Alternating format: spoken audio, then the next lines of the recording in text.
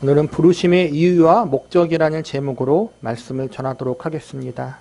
지난 시간에 이어서 오늘 역시 예수님이 제자들을 파송하시면서 가르쳐 주신 말씀을 중심으로 설교를 진행하려고 합니다. 예수님은 12명의 사도들을 택하시고 그들이 어떠한 방법으로 예수님이 맡겨주신 사명을 감당하며 어떠한 내용을 전해야 하는지에 대한 가르침을 알려주셨습니다. 예수님의 가르침들의 내용을 자세히 살펴보면 예수님이 제자들에게 단순히 일만 열심히 잘해서 좋은 결과와 성과만을 가져오는 것을 가장 중요한 목적으로 하지 않고 있음을 알 수 있습니다. 특별히 오늘 본문에 기록된 예수님의 가르침들의 내용을 보면 하나같이 모두 일의 능률이나 성공 방법에 대한 것이 아니라 일을 감당하는 바른 태도와 자세에 관련된 것임을 알 수 있습니다. 오늘 본문뿐만 아니라 앞으로 계속해서 배우게 될 예수님의 가르침들을 보게 되면 일에 대한 결과와 업적에 초점이 맞추어진 것이 아니라 그 일을 감당하는 이들의 자세와 태도에 중요한 초점이 맞추어져 있음을 우리는 알 수 있습니다. 자세와 태도에 초점이 맞추어져 있다는 것은 이 일을 맡기신 예수님의 마음을 더욱 깊이 헤아릴 줄 아는 성숙한 존재로 우뚝 세우는 것이 부르심의 가장 중요한 목적임을 알 수 있습니다. 우리는 본문에 기록된 예수님의 말씀을 살펴보면서 이 말씀들에 담긴 의미들에 대해서 그리고 이 말씀이 저와 여러분에게 주는 교훈은 무엇인지 알아보는 시간을 가져보도록 하겠습니다. 첫 번째로 너희 전대에 금이나 은이나 동을 가지지 말라는 말씀의 의미에 대해서 살펴보겠습니다. 본문 9절을 보시기 바랍니다. 너희 전대에 금이나 은이나 동을 가지지 말고 9절에서 나오는 전대는 물건을 담는 헝겊 주머니 혹은 천자루를 말하는 것이고 금과 은과 동은 돈을 말하는 것입니다. 즉 9절의 표면적 의미는 돈주머니를 가지지 말라는 의미입니다. 이어지는 10절을 보시기 바랍니다. 여행을 위하여 배낭이나 두벌 옷이나 신이나 지팡이를 가지지 말라. 이는 일꾼이 자기 먹을 것을 받는 것이 마땅함이라. 배낭과 두벌의 옷, 신이나 지팡이 이 모든 것은 여행을 위해서 반드시 필요한 용품입니다. 지금 제자들은 예수님에게 파송받는 위치에 있었습니다. 일종의 전도 여행이라고 할 수 있습니다. 오늘 이 말씀이 기록된 시기는 지금으로부터 2000년 전입니다. 오늘날처럼 교통수단이 발달하지 못한 시대입니다. 즉 모든 지역을 걸어서 가야 한다는 것입니다. 그렇다면 이들의 전도 여행은 하루 이틀 정도가 아니라 그 이상의 기간이 걸릴 것입니다. 걸어서 여러 지역을 돌아다니면서 여러 날 동안 복음을 증거하고 전파하는 일을 감당하려면 최소한의 여행 경비와 음식, 여러 준비 용품들이 필요합니다. 그런데 9절과 10절 말씀에 보면 예수님은 전도 여행에 필요한 최소한의 경비와 용품을 준비하지 말라고 말씀하십니다. 실제로 오늘 파송받은 예수님의 제자들은 예수님의 가르침대로 돈주머니와 여행에 필요한 용품을 가지고 가지 않았을 것입니다. 그렇다면 오늘을 살아가는 저와 여러분은 이 예수님의 가르침을 어떻게 받아들이고 적용해야 할까요? 과거 여러 선교단체에서 오늘의 이 말씀을 문자 그대로 받아들이고 실행한 경우가 있었습니다. 아무것도 준비하지 않고 기도하며 하나님의 인도하심에 따라 전도 여행을 한 것입니다. 많은 분들이 이 전도 여행을 참여하며 큰 은혜를 경험하였고 하나님의 놀라우신 인도하심을 경험했다고 합니다. 그러나 시간이 어느 정도 지나고 점점 이러한 전도 여행을 하는 사람들이 많아지게 되었고 이 가운데 최소한의 신앙적 준비도 되지 못한 사람들도 포함되어 있었습니다. 또 전도 여행을 빙자한 무전 배낭 여행처럼 이 전도 여행이 변질되어 버리는 경우들도 곳곳에서 발생했습니다. 이러한 일들이 점점 많이 일어나자 기존 교회와 성도들에게 유익이 되기보다는 민폐를 끼치는 일들이 더 많이 생겨나게 됩니다. 그래서 오늘날에는 이러한 전도 여행을 거의 하지 않게 되었습니다. 우리는 복음 증거 사역을 감당할 때 아무것도 가지고 가지 말라는 가르침을 문자 그대로 따를 수도 있겠지만, 여기서 우리가 중요하게 여겨야 할 것은 겉으로 보이는 문자적 가르침이 아니라 이 가르침 속에 담긴 본질적 의미라고 할 수 있습니다. 예를 들어서 사도행전에 보면 사도 바울이 전도 여행을 하는 내용이 자세하게 나와 있습니다. 여기서 보면 사도 바울은 자신이 직접 스스로 천막 짓는 일을 하면서 전도 여행 중에 필요한 경비를 충당했던 것을 볼 수 있습니다. 그리고 신약의 바울 서신서를 보면 여러 교회에서 바울의 전도 여행을 위해 선교 후원금을 보낸 사실도 기록되어 있습니다. 이로 보건대 사도 바울은 자기 자신이 이를 하여 번 돈으로 선교 활동을 하기도 했지만 동시에 교회의 선교비 지원도 함께 받았던 것을 볼 수 있습니다. 또한 선교 여행 역시 무계획이 아니라 구체적인 계획을 가지고 어떠한 새로운 지역으로 가야 할지, 또한 그 가운데 기존의 교회를 어떻게 다시 방문할 것인지를 계획하고 선교 여행을 했습니다. 기본적으로는 철저하게 계획적인 선교 여행을 했지만 동시에 성령님의 강건적인 인도하심이 발생하면 선교 계획과 일정을 바꾸기도 했습니다. 정리하자면 사도 바울은 선교 여행을 할 때 기도로 준비하고 구체적인 계획을 가졌다는 것입니다. 그리고 어느 정도의 선교 여행에 필요한 돈을 준비했다는 것입니다. 우리는 오늘 9절과 10절의 말씀을 문자 그대로 받아들이기보다는 이 가르침을 통해서 예수님이 우리에게 알려주고자 했던 본질적 메시지에 집중해야 합니다. 이 가르침 속에 담긴 본질적 메시지는 하나님의 일을 감당함에 있어서 너무 세상의 것들을 의지해서는 안 된다는 것입니다. 하나님의 일을 감당할 때 우리가 의지해야 할 것은 돈이나 물질, 세상적인 여러 수단과 방법이 아니라 하나님의 도우심을 의지해야 함을 잊지 말아야 한다는 것입니다. 하나님의 일을 감당함에 있어서 돈이나 물질, 세상의 여러 수단과 방법들이 아예 필요 없다는 것이 아니라 이 모든 것이 다 필요하지만 이 모든 것보다 더 중요하고 가장 우리가 집중해야 할 것은 하나님과 도우심을 우리가 바라고 의지해야 한다는 것을 항상 기억하라는 것입니다. 이것은 하나님의 일을 감당할 때에만 적용되는 원리가 아니라 성도의 신앙생활과 성도가 살아가는 인생에도 동일하게 적용됩니다. 성도의 신앙생활의 중심은 언제나 하나님이 되어야 합니다. 세상의 성공이나 이생의 자랑이 되어서는 안 됩니다. 성도들의 인생도 마찬가지입니다. 세상의 것을 최고로 여기며 살아가는 것이 아니라 세상의 것이 전부라고 여기며 그것을 의지하고 그것에 소망을 두며 살아가는 것이 아니라 하나님을 의지하고 그분에게 우리의 모든 믿음과 소망을 두는 인생을 살아야 합니다. 세상의 것들이 조금 더 하나님의 일을 수월하게 행할 수 있도록 또한 조금 더 안락하고 편안한 삶을 살 수 있도록 도움은 줄 수 있습니다. 그러나 그것이 전부가 되고 그것이 중심이 되어서는 안 된다는 것입니다. 우리가 하나님의 일을 감당함에 있어서 또한 신앙생활과 인생의 여정 가운데 가장 중요하게 여겨야 할 것은 바로 하나님 그분 자체임을 반드시 기억해야 합니다.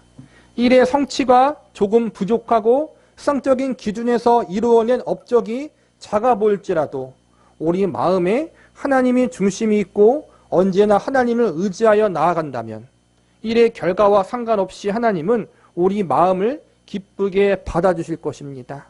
하나님의 일을 포함하여 신앙과 인생의 중심을 항상 하나님께 두시고 그 하나님께 모든 믿음과 소망을 두실 수 있는 저와 여러분이 되기를 기도합니다.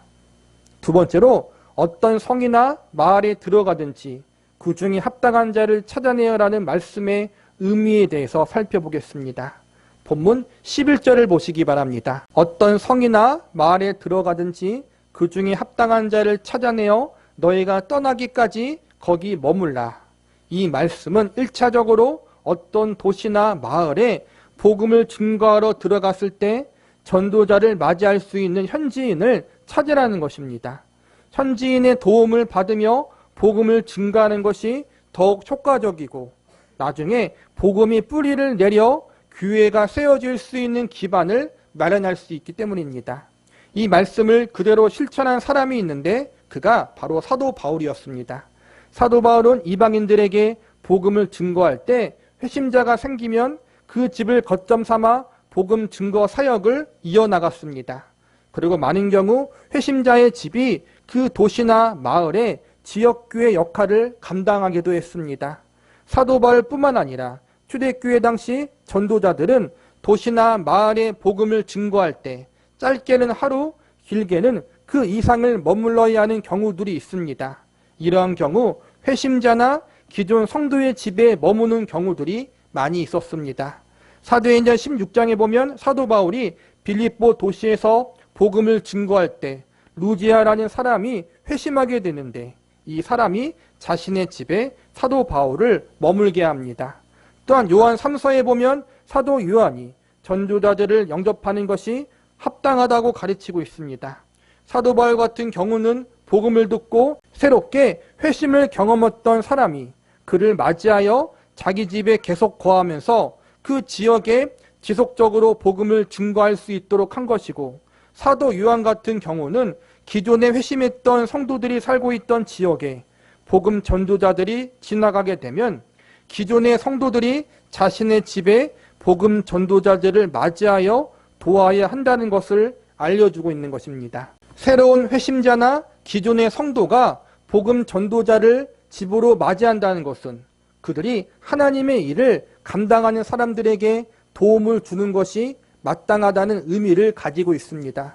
그래서 우리는 11절의 구절을 1차적으로 복음을 증거할 때 현지인의 도움을 받으라는 의미로 받아들일 수 있고, 조금 더 넓은 의미로는 주님의 일을 감당할 때는 혼자서 하지 말고 하나님이 허락하신 동역자들과 함께 그 일을 감당해야 한다는 의미로도 받아들일 수 있습니다.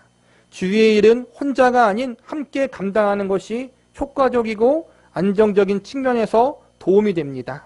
동시에 하나님의 은혜와 사랑으로 말미암아 구원받은 주의 성도와 백성들이 서로 협력해서 주의 일을 감당하는 것을 주님이 기뻐하십니다. 이것이 주님이 기뻐하시는 뜻이고 방법이라는 것입니다. 하나님은 혼자가 아니라 함께 주의 일을 감당하는 것을 기뻐하십니다. 사실 주의 일을 함께 감당하다 보면 서로 협력해서 좋은 점도 있지만 반대로 생각하면 서로의 생각과 뜻이 맞지 않아 갈등이 생길 수도 있습니다. 이러한 경우 갈등 자체가 부정적으로 취급되기보다는 이 갈등을 통해서 서로가 자신의 연약함과 부족함을 더욱 깨닫게 되고 서로가 겸손히 하나님을 더 의지하게 되는 긍정적인 기회로 여길 수 있습니다. 서로의 생각과 방법이 우선적으로 주장되기보다 무엇이 하나님의 뜻과 방법인지 함께 분별하기 위해서 기도하게 되고 서로 마음이 하나 되기 위해서 기도하게 되므로 더욱 겸손히 주의 일을 감당하는 기회가 될 수 있는 것입니다. 혼자서 주의 일을 감당하지 않고 다른 동역자들의 도움을 통해 주의 일을 감당할 때 우리는 서로의 의견과 생각이 다름을 통해서 마음이 하나가 되는 일 역시 사람의 힘과 지혜로 되는 것이 아니라 하나님의 간섭하시고 이루셔야 한다는 사실을 더 깨닫게 되고 이 역시 더욱 겸손해지는 시간들이 될 수 있습니다. 우리로 하여금 교만해지지 않고 다 함께 한 마음으로 하나님의 도우심을 간구하는 자리로 인도하시는 것이 하나님의 계획인 것입니다. 성김의 교회 성도 여러분, 교회를 세우고 주님의 일을 함께 감당할 수 있는 동역자들이 세워질 수 있도록 기도해 주시기 바랍니다. 그리고 신앙생활과 인생의 여정 가운데 우리가 서로를 위해서 기도해 줄 수 있는 기도와 믿음의 동반자들을 만날 수 있기를 위해서도 기도하시기 바랍니다. 한 발 더 나아가 저와 여러분이 먼저 그러한 동역자가 될 수 있도록 하나님께 기도하며 겸손히 그분의 도우심을 구할 수 있는 자리에 나아갈 수 있기를 바랍니다. 세 번째, 그 집이 이에 합당하면 너희 빈 평안이 거기 임할 것이요 라는 말씀의 의미에 대해서 살펴보겠습니다. 본문 12절을 보시기 바랍니다. 또 그 집에 들어가면서 평안하기를 빌라. 이 말씀은 복음 증거자를 비롯해 주의 일을 감당하는 사람들을 돕는 동역자들의 평안을 위해서 중보기도 하라는 말씀으로 볼 수 있습니다. 주의 일을 감당하는 사람들이 자신들을 돕고 섬기는 동역자들을 위해서 중보기도 하라는 것은 자신들이 상대적으로 높은 위치에 있고 돕는 동역자들이 낮은 위치에 있기 때문에 그렇게 하라는 것이 아닙니다. 함께 하나님의 부르심을 받은 사람들이 서로 동역자라는 마음으로 기도하라는 것입니다. 주의 일을 감당하는 사람이나 이들을 섬기고 대접하는 사람이나 모두 하나님의 부름을 받은 종이고 청지기들입니다. 이들의 주인은 오직 하나님 한 분뿐입니다. 주의 일꾼들을 대접하고 섬기는 이들이나 주의 일꾼들이나 모두 하나님 앞에 그분의 종이고 청지기고 그들의 주인은 오직 하나님이라는 사실을 기억해야 합니다. 또한 여기서 기도하라는 것은 기도하는 이에게 능력이 있어서 그들에게 평안이 임하거나 임하지 않는다는 의미가 아니라 기도를 들으시는 하나님이 능력이 있는 분이심을 우리에게 알려주고 있습니다. 기도하는 사람이 중요한 것이 아니라 기도를 들으시는 분이 중요합니다. 주의 일꾼들은 언제나 자신이 하나님의 부르심을 받은 종이라는 사실, 자신을 부르신 주인이 있다는 사실을 알고 겸손해야 합니다. 능력 있는 주의 종이 기도했기 때문에 하나님이 더 잘 들어주시는 것이 아니라는 것입니다. 아직 믿음이 부족하고 연약한 성도의 기도도 하나님은 차별하지 않고 모두 다 듣고 계십니다. 그래서 오늘 본문에서 기도하게 하시는 것은 전도자의 위치에 있는 사람만 자신들을 돕는 사람을 위해서 기도하라는 것이 아닙니다. 주의 일을 감당하는 자들이 자신들을 돕는 성도를 위해서 기도하는 것은 당연하고 동시에 성도들 역시 주의 일꾼들을 위해서 기도해야 합니다. 즉 한쪽 편에서만의 기도가 아니라 양쪽 모두가 서로가 서로를 위해서 그들을 부르신 하나님 앞에 중보기도해야 한다는 의미로 받아들일 수 있습니다. 우리는 서로가 서로를 위해서 기도할 수 있는 존재들입니다. 믿음이 좋은 사람이나 믿음이 연약한 사람이나 모두 다 하나님 안에서 함께 부름받은 존재들이기 때문에 우리는 누구나 함께 기도할 수 있습니다. 주의 일을 감당하는 사람이나 이들을 돕고 섬기는 사람이나 모두가 하나님의 백성들이고 하나님의 자녀들임을 기억해야 합니다. 본문 13절을 보시기 바랍니다. 그 집이 이에 합당하면 너희 빈 평안이 거기 임할 것이고 만일 합당하지 아니하면 그 평안이 너희에게 돌아올 것이니라. 이 말씀은 주의 일꾼들에게 도움을 주고 그 일에 함께 참여했던 동역자들의 모든 섬김과 헌신에 대해서 하나님이 잊지 않고 다 기억하고 계시다는 사실을 알려주는 말씀입니다. 13절에 보면 합당하면 그리고 합당하지 아니하면 이라는 말씀이 나오는데 이는 사람의 보이지 않는 마음까지도 하나님이 다 알고 계시다는 사실을 우리에게 알려주고 있습니다. 주의 일꾼들을 돕고 섬기는 일을 했지만 어떤 이들은 그들의 마음의 동기가 하나님 앞에 합당하지 않은 경우일 수 있고 또 어떤 이는 하나님 보시기에 합당한 경우가 있다는 것입니다. 예를 들면 자기 자신을 드러내거나 자랑하는 마음을 가지고 교만하고 세속적인 마음을 가지고 주의 일에 동참했다면 그것은 하나님 보시기에 합당하지 않는 모습이고 태도일 것입니다. 이러한 자들은 비록 주의 일꾼들을 섬기고 도왔지만 그들의 마음과 태도가 하나님 보시기에 합당하지 않았기에 그들에게는 하나님이 주시는 평안이 임하지 않을 것입니다. 여기서 말하는 평안은 하나님이 주시는 상급을 의미한다고 할 수 있습니다. 모든 것을 다 아시는 하나님은 하나님 보시기에 합당한 마음과 자세로 주의 일에 동참하는 사람들에게 그에 합당한 상급을 주실 것입니다. 반대로 그렇지 못한 자들에게는 상급을 주지 않으실 것입니다. 이어지는 14절과 15절을 보시기 바랍니다. 누구든지 너희를 영접하지도 아니하고 너희 말을 듣지도 아니하거든 그 집이나 성에서 나가 너희 발의 먼지를 떨어버리라.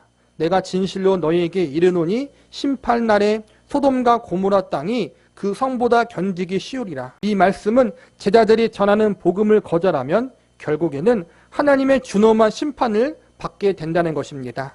여기서 우리가 기억해야 할 것은 앞서 배운 평안이 임하는 것과 심판이 임하는 것을 판단하시는 분은 오직 하나님 한 분뿐이라는 사실입니다. 우리는 평안을 구할 수 있는 존재, 심판의 메시지를 전할 수 있는 존재로 부름받은 것뿐입니다.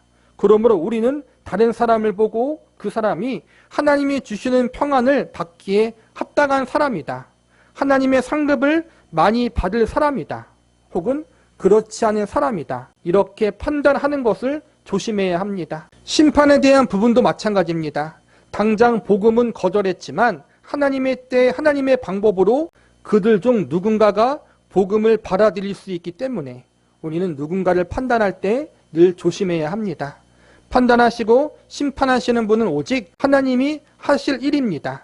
하나님이 주인이고 우리는 그분의 부름을 받은 청직이라는 사실을 늘 기억하고 겸손해야 합니다. 이 사실을 항상 잊지 말고 우리를 부르신 분의 뜻에 따라 하나님이 맡겨주신 일을 겸손한 마음과 태도로 잘 감당할 수 있기를 기도합니다. 지금까지 우리가 배운 말씀의 내용들을 정리하자면 부르심과 택하심을 받은 이들이 어떠한 자세와 태도로 주의 일을 감당해야 하는지에 대한 것을 배웠습니다. 주의 제자와 성도로서 세상을 의지하는 것이 아니라 철저하게 하나님을 의지해야 한다는 것과 서로가 서로를 위해서 하나님께 기도할 수 있는 사람들이 되어야 하는 것, 그리고 우리를 부르신 하나님을 향해서 올바른 마음의 동기로 나아가야 한다는 것, 이 모든 것이 주의 제자와 성도들이 가져야 하는 올바른 자세와 태도에 대한 가르침이라고 할 수 있습니다. 예수님이 우리에게 주의 일을 감당하는 올바른 자세와 태도에 대한 가르침을 주신 것은 이를 통해서 우리는 단순히 일의 성취와 업적을 위해서 부름받은 존재가 아니라는 사실을 알 수 있습니다. 즉 우리는 오늘 예수님의 가르침의 내용을 통해서 예수님의 부르심과 택하심의 목적이 맡겨주신 일에 대한 좋은 성과나 괄목할 만한 결과를 얻어내는 것에 있지 않다는 사실을 배울 수 있는 것입니다. 우리는 일을 하기 위한 도구로 부르심을 받은 자들이 아니라 우리에게 일을 맡기신 분이 어떠한 분이신지를 알아가기 위한 인격적인 존재로 부름받은 자들입니다. 우리의 믿음의 근원이자 구주이신 예수님이 우리를 택하시어 그분의 자녀와 백성으로 삼으신 하나님에 대해서 그분이 어떠한 분이신지 알아가는 것이 우리를 향한 하나님의 선한 계획이고 뜻인 것입니다. 우리에게 주의 일을 맡긴 것은 그 일을 감당하는 과정 가운데 우리가 믿고 의지해야 할 하나님이 어떠한 분이신지, 우리로 하여금 서로를 위해서 기도할 수 있도록 특권을 허락하신 하나님이 어떠한 분이신지, 우리의 보이지 않는 숨은 마음의 동기까지 다 알고 계시는 하나님, 그 하나님이 어떠한 분이신지 더 깊이 알아가게 하시는 교육과 훈련의 과정이라고 할 수 있습니다. 다시 한번 강조하지만 예수님이 이를 부려먹기 위해서, 과업의 성취만을 위해서 제자들과 우리들을 부르신 것이 아니라는 것입니다. 부모가 자녀를 낳은 이유는 돈을 벌어서 부모를 호강시켜주거나 노년에 자신을 부양시키는 일을 맡기기 위해서가 아니라 자녀에게 부모의 사랑을 주고 싶어서 자녀를 낳은 것입니다. 그리고 자녀를 사랑으로 낳았으면 이제 자녀가 사랑 안에서 바르게 성장하고 자라기를 부모는 가장 원합니다. 하나님과 예수님의 부르심도 동일합니다. 조금 부족해도 괜찮고 잘하지 못해도 괜찮습니다. 일을 잘하고 못하고는 하나님과 예수님의 관심사가 아닙니다. 이 모든 과정 가운데 세상을 의지하지 않고 하나님만 바라보고 의지하는 자리에 가는 것이 제일 중요합니다. 부족하고 연약한 우리들이지만 함께 부름받은 동역자들이 서로를 부르신 하나님께 시선을 맞추고 함께 기도로 나아가는 것이 중요합니다. 우리는 능력이 없지만 능력의 근원이시자 모든 것을 아시는 하나님 앞에 겸손한 종과 청지기의 자세로 맡겨진 일을 감당하는 것이 중요합니다. 우리를 주의 제자와 성도로 부르신 예수님은 이처럼 우리를 향한 선한 계획과 뜻을 가지고 계십니다.